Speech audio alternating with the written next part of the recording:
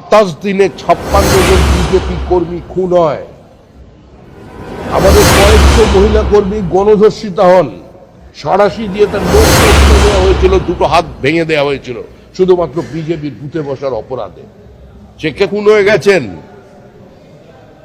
2016 সালের আগে থেকে। আপনারা একবার 2021 সালের নির্বাচন পরবর্তী 15টা দিনের কথা, 25টা দিনের কথা চিন্তা করুন, আর আজকে তাকিয়ে দেখুন। প্রশাসন যা ব্যবস্থা নেবার সে ব্যবস্থা নেবে, পুলিশের উচিত ব্যবস্থা নেওয়া, কিন্তু মনে রাখবেন 2021 সালের 2রা মের পর 27 দিনে 56 জন বিজেপি কর্মী খুন হয়। আমাদের কয়েকশো মহিলা কর্মী গণধর্ষিতা হন, জেসিপি দিয়ে বাড়ি ভাঙা হয়, মাথা কামিয়ে থুতু ফেলে চাটানো হয়, মোবাইল ফোন কেড়ে দেওয়া হয়। বাগবাজার এলাকায় একজন সন্তোষ ট্রফি খেলা ফুটবলার, অত্যন্ত দরিদ্র পরিবারের বাবা, প্যারালিটিক, মা অন্যের বাড়িতে পরিচারিকার কাজ করেন, সে সুইগি জোম্যাটোর মাল সাপ্লাই করে। এই ধরনের একজন প্রতিভাবান ফুটবলার তাও খেলা ছাড়েননি। সাঁড়াশি দিয়ে তার নখটা উপড়ে নেওয়া হয়েছিল, দুটো হাত ভেঙে দেওয়া হয়েছিল শুধুমাত্র বিজেপির বুথে বসার অপরাধে। সেক্ষেত্রে তৃণমূল তো আছে, স্বচ্ছন্দে আছে। ওরা ওদের পারিবারিক অশান্তিতে ভেতরে কে কি বলছে আমাদের জানা নেই। কারো কারো বিবেক জাগ্রত হয়ে যাচ্ছে, হঠাৎ বোধোদয় হয়েছে, বিলম্বিত বোধোদয়। আর কেউ কেউ মনে করছেন এ ধরনের বিবৃতি দিয়ে দলের সমালোচনা করেই শাসক দলের দরজা খোলা থাকবে আর তার মধ্যে ঢুকে পড়বেন। সেগুলো বালি নয়, সেগুলো বোল্ডার, যেটা আপনারা অবৈধভাবে তুলেছিলেন বিভিন্ন দিক থেকে।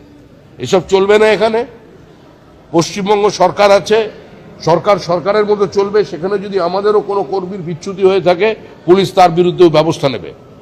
দলের পক্ষ থেকে পরিষ্কার বার্তা আছে, এই ধরনের তৃণমূলীদের সঙ্গে, দলবদ্ধদের সঙ্গে যোগাযোগ রাখবেন না। এরা ওখানে লুটে স্বচ্ছন্দ ছিলেন, মনে করছেন এখানে এসেও সেটা বজায় রাখবে এই সরকারের আমলে। ওখানে কিছু পায়নি বলে এখানে আবার অটো, টোটো, বাজারের ইউনিয়নের ব্যবস্থা করবে, এ সমস্ত চলবে না।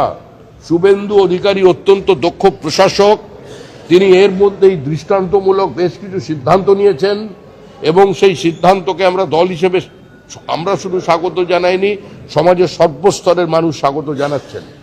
সরকারের কাছে অনেক কাজ করা বাকি। মাথায় একটা টুপি পরবো আর তারপরে হেলমেট ছাড়া 3 জন মোটরসাইকেল নিয়ে ঘুরে বেড়াবো, পুলিশ ধরতে পারবে না। আর কেউ এখন মনে করেছেন মাথায় একটা গেরুয়া ফেট্টি বেঁধে নেবো আর জয় শ্রীরাম স্লোগান দেবো, হনুমানজির পতাকা নিয়ে হেলমেট ছাড়া ঘুরে বেড়াবো, দুটোর কোনোটাই চলবে না। দর্শক, আপনারা শুনলেন বিজেপির রাজ্য সভাপতি শ্রমিক ভট্টাচার্য কি বলল। আমি 2018 সাল থেকে খুব গভীরভাবে পশ্চিমবাংলার রাজনীতিতে আমি নজর রাখি। আমি নজর রাখার পর দেখলাম যে পশ্চিমবাংলায় গণতন্ত্রের নামে কিভাবে গণতন্ত্রকে হত্যা করেছিল তৃণমূল কংগ্রেস।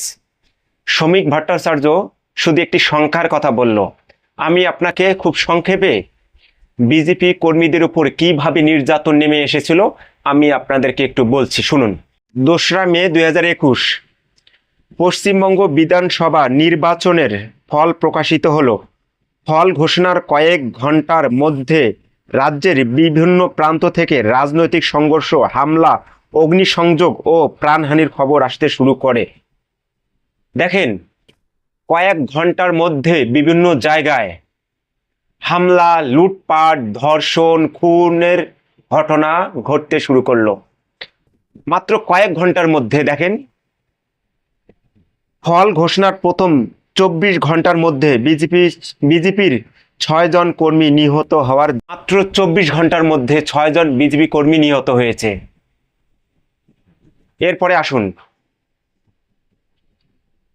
পরবর্তী কয়েকদিনের মধ্যে সহিংসতার খবর আরও ছড়িয়ে পড়ে।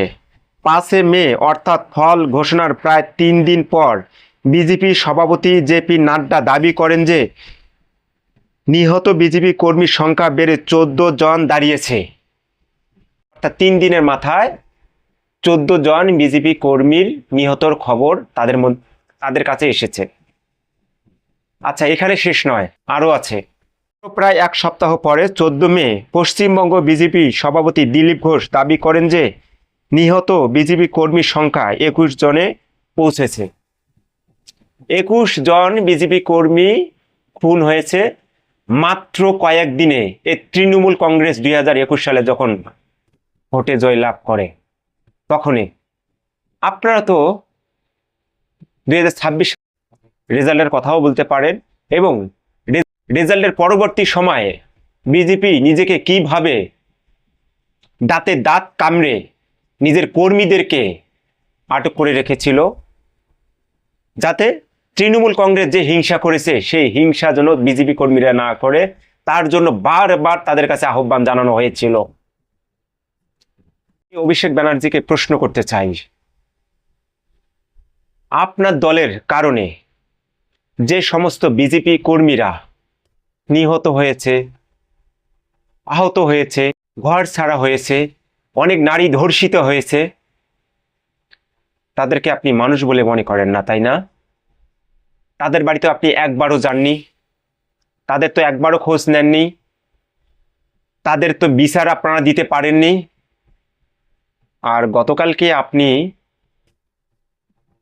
ডিমের আঘাতে আপনি মেডিকেলে ভর্তি হওয়ার জন্য মেডিকেলে দৌড়াইছেন, ডাক্তার আপনাকে ভর্তি নেয়নি, এর জন্য নাকি বলে শুনলাম আপনারা হায়দ্রাবাদে যাবেন চিকিৎসা করার জন্য।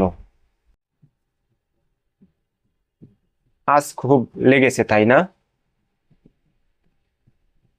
আপনার কোথায় লেগেছে, কতটুক লেগেছে বাংলার মানুষ জানে।